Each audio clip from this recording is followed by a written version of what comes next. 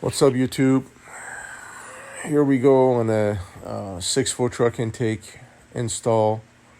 Jay swears by this truck intake.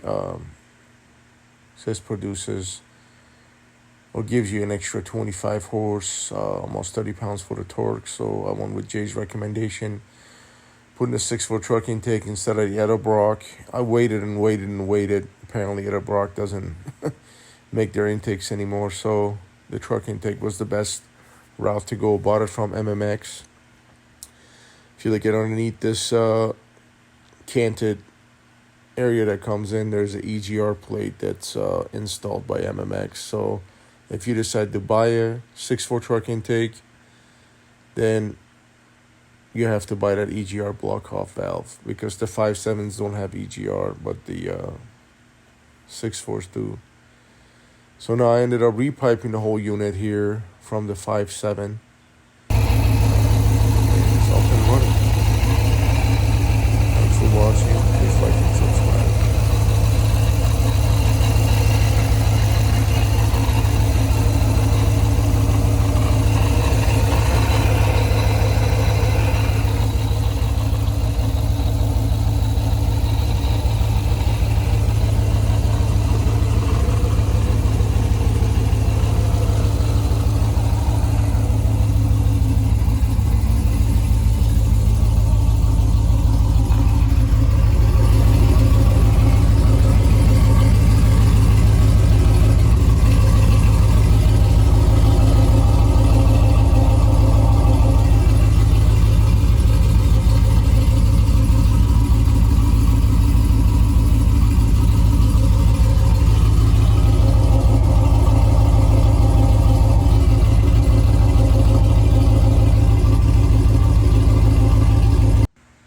Followers, these tubes are from Pegasus Racing out of New Berlin.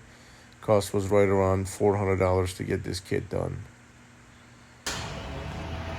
All right, we went all the way turbocharging my Ram. So my buddy here building a Subaru motor.